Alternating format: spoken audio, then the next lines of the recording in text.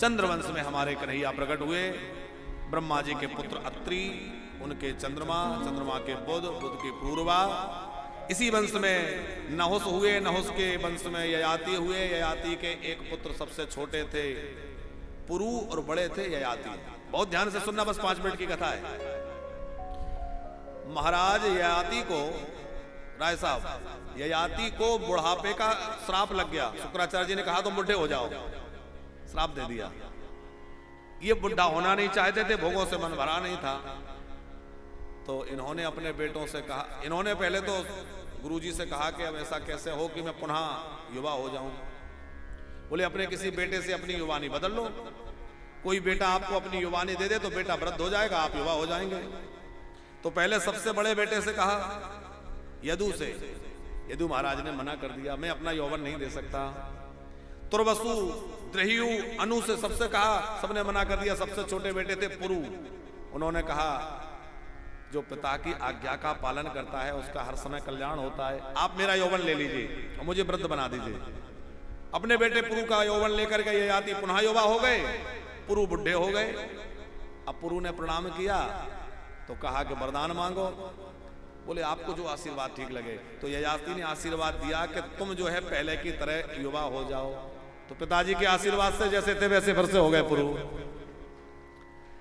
अब यदु महाराज बड़े ही श्रेष्ठ धर्मात्मा हैं, धर्मज्ञ हैं, पर उन्होंने अपने पिताजी के बात को क्यों नहीं माना, अपना यौवन क्यों नहीं दिया? बोले उसका कारण ये था कि उन्होंने, वो धर्मज्ञ थे, वो धर्म के सूक्ष्म मर्म को जानने वाले थे यदु महाराज। उन्होंने सोचा कि मैं अपना यौवन अपने पिता को देता हूं तो यह मेरा ही यौवन पिता के पास जाएगा और मेरे पिता मां का भोग करेंगे तो मुझे अपराध लगेगा। इसलिए उन्होंने अपना यौवन नहीं दिया था। लेकिन ययाति ने श्राप दे दिया यदु को कि तुम्हारे वंश में कोई राजा नहीं होगा, और पुरु को कहा कि तुम्हारे वंशज राजगद्दी को प्राप्त करेंगे। पुरु वंश में पांडव हुए, यदु वंश में श्री कृष्ण हुए। तो यदु वंश में ही आहूक हुए, उनके देवक हुए। देवक और उग्रसेन 2 भाई थे। कथा बड़ी सुंदर है। उग्रसेन महाराज के पुत्र हैं कंस, 9 भाई हैं, और देवक महाराज के 4 बेटे और 7 बेटियां। देवक महाराज की 7 के 7 बेटियां जो हैं वो श्री वसुदेव जी को ब्याही गई। अब सबसे छोटी बेटी जो है देवकी, उसी को विदा करने का नाटक वो कंस कर रहा था, और बड़ा जनमानस का जो है सौहार्द लूट रहा था कि भाई देखो महाराज तो बड़े कोमल हृदय के हैं, अपनी बहन को कितने प्रेम से विदा करने जा रहे हैं। तो भगवान ने सोचा कि यदि सबको कृपा पात्र बना रहा, देवकी का कृपा पात्र, तो इसको कैसे मारूंगा। देवताओं को लगा इसका नाटक का पर्दाफाश होना चाहिए, है तो दुष्ट लेकिन प्रजा में वाहवाही हो इसलिए नाटक कर रहा है।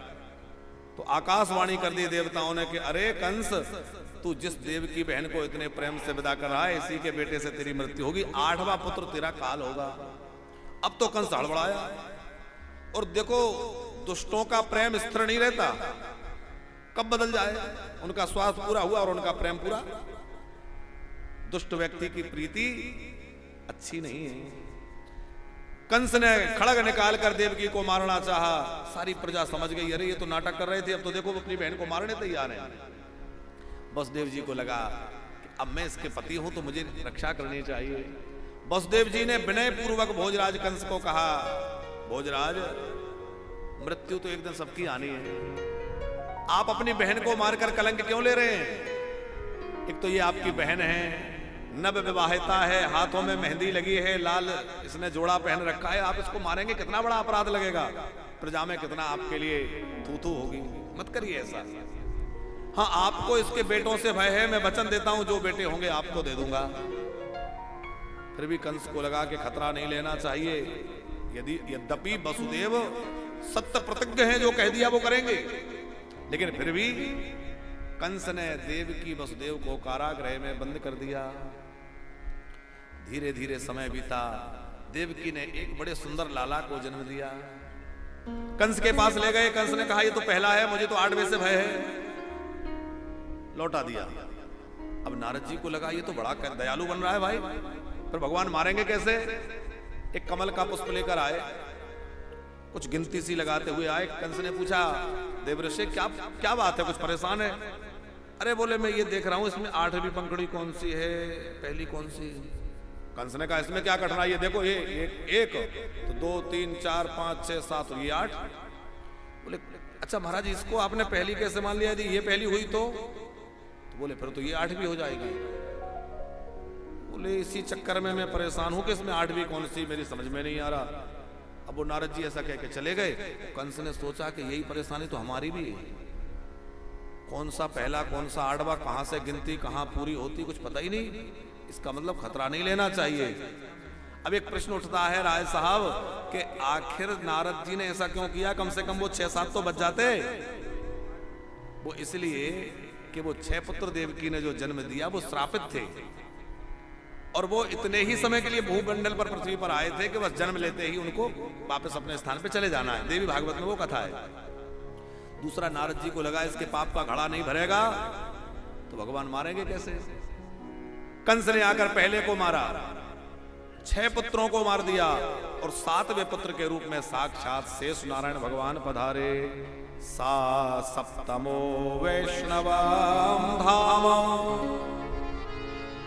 यमन्तं प्रचक्षते गर्भो बभूव देवक्या हर्षस्तूप विवर्धना। देवकी को बड़ा हर्ष भी हुआ गर्भाधान होने से और शोक भी हुआ कि ये दुष्ट मार डालेगा। लेकिन भगवान ने अपनी योग माया से प्रार्थना की, देवी आप जाकर यशोदा की बेटी बन जाओ और जैसे ही ये 7वें गर्भ हैं इनको ले जाकर रोहिणी के गर्भ में स्थापित करो, मैं ऐसे ऐसे आऊंगा। वो सारी बात योग माया को समझाई। कहा कलयुग में तुम्हारी खूब पूजा होगी, दुर्गा भद्रकाली आदि आदि नामों से विख्यात होंगी। नाम ध्येयानि कुर्वन्ति स्थानानि च नरा भुवि दुर्गेति भद्रकालीति विजया वैष्णवीति च। योग माया ने देवकी के 7वें गर्भ को ले जाकर रोहिणी के गर्भ में स्थापित किया तो वो रोहिणी नंदन श्री बलराम जी के रूप में प्रकट हुए। बोलिए श्री बलराम जी महाराज की जय। अब धीरे धीरे समय बीता और 8वां गर्भ देवकी ने धारण किया। देवताओं ने भगवान की गर्भ स्तुति की। अब धीरे धीरे समय आगे बढ़ रहा है। मुनियों के मन में बड़ा अपार हर्ष है, कोई अलौकिक घटना घटने वाली है। ऋषियों के यज्ञ की अग्नि स्वतः जल उठी, भक्तों के मन में आह्लाद छाया हुआ है। कंस का भय बढ़ता जा रहा है, 8वें का नंबर है, पता नहीं क्या होगा। उधर कंस के कारागार जो है वो जगमगाने लगा देवकी के प्रकाश से। देवकी के अंदर भगवान विराजे ना, देवकी का तेज बढ़ गया है। पहरेदारी बढ़ा दी कंस ने, सतत पहरेदार पहरे खड़े हुए हैं। और उधर नदियों का जल निर्मल हो गया, भले ही वर्षा ऋतु थी। रात्रि होते हुए भी सरोवरों में कमल खिल उठे। सब मुनियों के मन हर्षित हैं। सुखदेव जी कहते हैं अत सर्वगुणोपेता कालः परम शोभना यजवाज नक्षत्रम सांत्रक्षक ग्रह तारकम। सब प्रकार से सुंदर संयोग उपस्थित हो गया। और भाद्रपद मास है, कृष्ण पक्ष है। अभी भी भाद्रपद मास चल रहा है, कृष्ण पक्ष चल रहा है। आज पंचमी भी लग गई है, बस 3 दिन बाद अष्टमी भी आने वाली है। इसी भाद्रपद मास में कृष्ण पक्ष में अष्टमी तिथि में रोहिणी नक्षत्र में दिन बुधवार था और मध्य रात्रि में कारागृह में चतुर्भुज रूप में भगवान प्रकट हो गए। बोले भक्तवत्सल भगवान की जय। तमद्भुतम बालकमम्बुजेक्षणं चतुर्भुजं शंख गदायुधायुधं श्रीवत्सलक्षं गलशोभिकौस्तुभं पीताम्बरं सान्द्रपयोधशोभम्। अद्भुत क्यों है? बोले बालक 2 हाथ वाला होता है, ये 4 हाथ वाले हैं। बालक छोटा सा होता है, ये तो खूब लंबे चौड़े हैं। बालक जन्म लेता है बिना कपड़े के, ये तो पीताम्बरम। बालक जन्म लेता है हाथ खाली होते हैं, इनके तो शंख चक्र गदायुधम। अद्भुत बालक है। देवकी वसुदेव ने भगवान की स्तुति की। ठाकुर जी बोले चिंता मत करना, मैं बालक बनूं तो मुझे गोकुल भेज देना। वसुदेव जी ने कहा ये हथकड़ियां, बोले इनकी चिंता मत करो, जब मैं मिलता हूं तो सारे बंधन छूट जाते हैं। सारे पहरेदार अचेत हो गए, कारागृह के द्वार खुल गए, हथकड़ियां बेड़ियां छूट गईं। जैसे मस्तक पर प्रभु को पधराया, उसी समय देवकी तो कह रही है थोड़ा हृदय से तो लगाने दो। बोले नहीं देवी, कंस आ जाएगा, जल्दी दो। और लेकर वसुदेव जी चले। मंद मंद फुहार बरसने लगी। अच्छा राय साहब, पानी की बूंदें क्यों बरसने लगी? शायद इसलिए कि मेघों ने सोचा होगा ये भी घनश्याम और हम भी घनश्याम, कुछ तो दें, हमारे पास तो पानी है, पानी ही दें।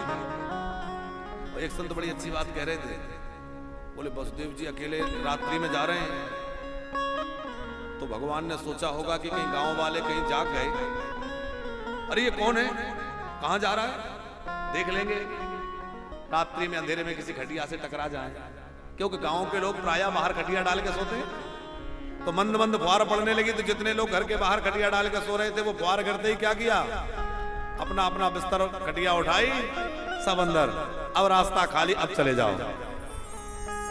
यमुना जी ने चरण छुए, नंद भवन में ले जाकर लाला को पधराया, लाली को उठाया, और जैसे ही कारागृह में आए दरवाजे पहले जैसे बंद हो गए। फिर कंस दौड़कर आया, कन्या को पछाड़ना चाहा, वो तो आकाश में उड़ गई। और उधर जैसे ही नंदरानी यशोदा के पास में छोटे से बालक को इनकी ननंद जी ने, नंदा जी ने देखा, दौड़कर नंद बाबा को समाचार दिया, बाबा गजब है गया। कहा भयो? बोले कछु ना भयो। अरे कछु ना भयो तो शोर काहे को मचावे? अच्छा ये बताओ पहले क्या दोगे? बोले जो चाहती हो सो ले लेना, जल्दी बताओ क्या हुआ?